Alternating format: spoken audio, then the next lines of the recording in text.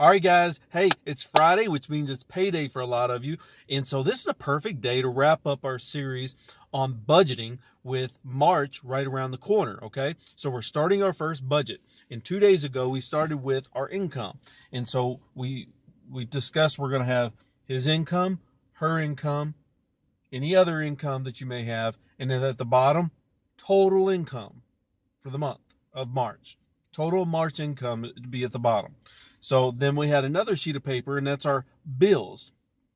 Our income and our bills is our outgo, if you will, right? Okay, so we got income, outgo. The money comes into the house and the money that's expected to go back out of the house, okay? So now that we got that information, let's grab a separate piece of paper and we're going to start our budget. And the first thing I want you to do at the very top is write income, and then I want you to put the total amount of income that you have, okay? The total amount of income that you have, which is your income sheet, that part at the bottom. Put that number by income, okay?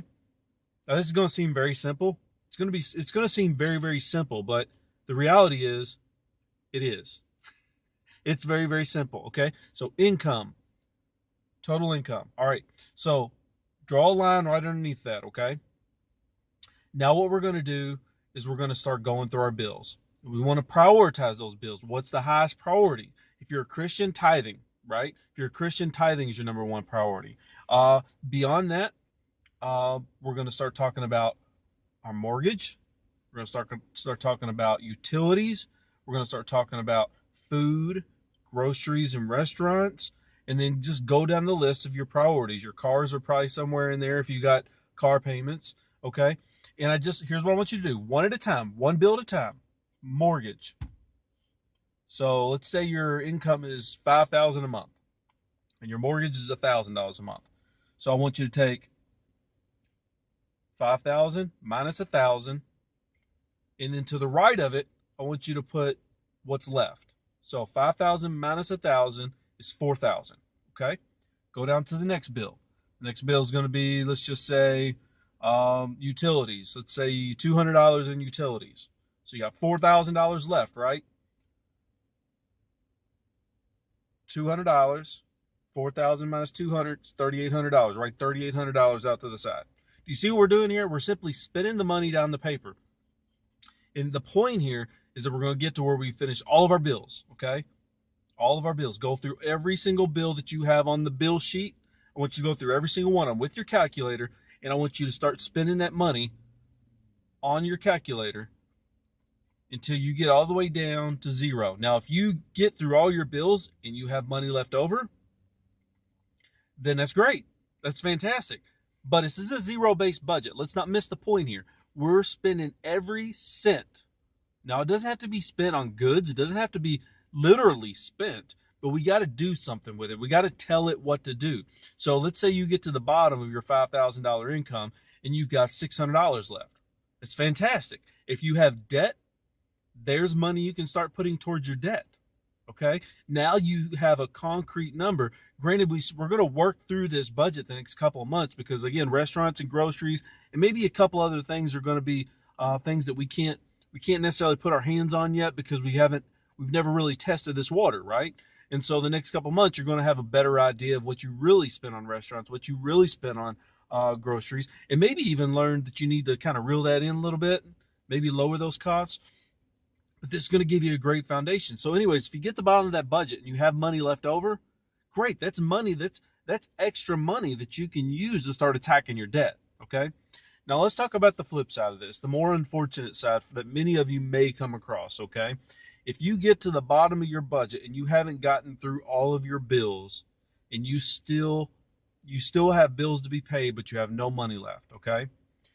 We have two things we got to do here.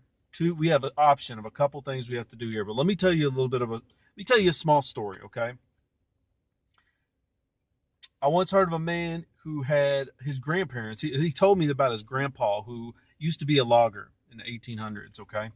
And in the 1800s, logging for transportation, they didn't have big rigs, stuff like that. So what they would do is logging plants would be held near a river, a flowing river. And so what they do once they log, they take those logs and they put them in the river, and then that would be the transportation. They would float downriver, and then downriver at the processing plant they'd be picked up, and processed, right? And so he told me about how sometimes at like an intersection where there was kind of an S in the river, that sometimes these logs would get caught up. They get caught.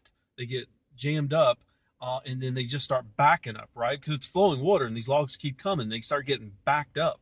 And so what they had to do to fix that is sometimes, look, sometimes you can just, they said you could just move a couple of the logs around and it would break free, right? Like sometimes you just move a couple logs and it break free and it start flowing again. But if it got bad, like if it really got bad and those logs got really jammed up, really, really tight, sometimes the only thing you could do was throw a piece of dynamite in the middle of it and just blow it up. You'd have to sacrifice some of those logs, right? Like you throw dynamite in the middle of a bunch of logs, you're going to blow some stuff up. You're going to sacrifice some of that wood, right? I think this is a fantastic analogy for when we get caught in our finances where we're spending more than what we're making every month. Guys, we got two options, okay? Sometimes it's not so bad and we can just move a couple of logs around. We can find cheaper cell phone bills. We can search around our insurance and try to get cheaper rates on our insurance. Sometimes we can just move logs around a little bit and we can break it up and we can start operating properly again. We can start getting our finances where we're spending less than we make, right? Um, but sometimes, guys, sometimes you got to blow up some logs. Sometimes you got to blow it up. Sometimes you got to blow your finances up. And what I mean by that, guys, is if you got more money going out than you got coming in, guys, there may be a car that needs to be sold. You know, there may be some stuff in your house. You know, maybe a four-wheeler needs to be sold. There may be a boat or a camper, or, you know, there may be some things that need to be sold. Like, guys, there's only a couple answers to this problem. Here's what I promised you at the beginning of this, guys, when we started talking about debt, is it's not complicated. It's hard because we're going to have to give up some things. We're going to have to make some sacrifices. It's hard, but it's also really simple. Very, very simple. It's called the KISS method is what we like to call it. Keep it stupid simple. Or if you like it better for your personality type, keep it super simple. I'm a keep it stupid simple person, right? I mean, anybody that knows anything about me knows that that's my character. But anyways, sometimes you got to blow it up, guys. So we may have to make some real hard decisions here. We may have to start looking to find ways. You know, there's another option. We can start making more money, right? Make more money. We either increase our income or we decrease our outgo. Likely, guys, it's probably a little bit of both that's going to need to be done. Okay? So, guys, what I want you to do is I want you to take a good, long, hard look in the mirror and a good, long, hard look at this budget. Don't just throw it away. Don't throw it away and pretend it never happened. Look, the numbers are real. The numbers are real. Here's what I know. You can either take what you know and do something with it, or you can throw it away and end up next month the same place you are today. Guys, this is your opportunity. Whether it looks great or it looks grim, guys, this is the opportunity that you came here looking for. Okay? Do something with it. Do something with it. Okay? Take these numbers, whether good or bad. It's always good because you're learning about your finances. You're learning about your spending habits. But you got to do something with it. Knowledge is not power. Execution of knowledge is what's powerful. Knowledge can be up here. You know what's on paper now, but it ain't no good if you don't do anything with it. Use it to start changing some of your habits, okay? Guys, I looked at a budget like this when I first done it 8, 9 years ago. I had to blow up some logs. I mean, I had to blow up a lot of logs. And it wasn't pretty and it wasn't fun. Um, Me and the wife's, uh, after we got engaged, our date nights looked like they were basically Redbox and Orville Redenbacher. That was date nights for like a year, year and a half, even 2 years. And ramen noodles and water. I mean, look, man, you do what you have to do. But we also had to sell some things. I sold my condo. Like I sold my home. My wife had my fiance at the time. She had an apartment, and I had a condo. We sold our condo. I sold my house, my home. Okay, and we got an apartment that was a lot cheaper, and we lived there. And we used the proceeds from um, my home to pay off a lot of our debt. Okay. Now, guys, I'm not suggesting that you should sell your home, but I'm not saying you shouldn't either. That's a personal decision that you and your spouse need to discuss.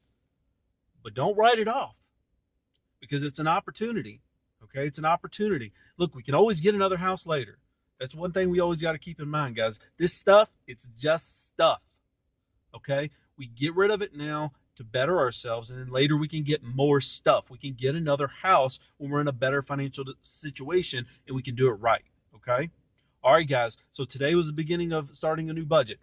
Put your income at the top of the page, and then just start going through all your priorities of your bills in your budget, and start and use that calculator and spend it all the way down till you get to zero. If you have extra left over, put it towards savings. Put it towards something.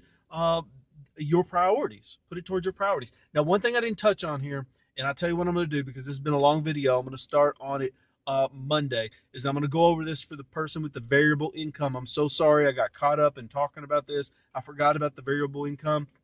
It's not very complicated, and I will talk about that on Monday. So hang in there, guys. If you have a variable income, Monday's your day. Hang in there. We'll get it done. Everybody have a good day. Great weekend. Take care, and God bless. Bye.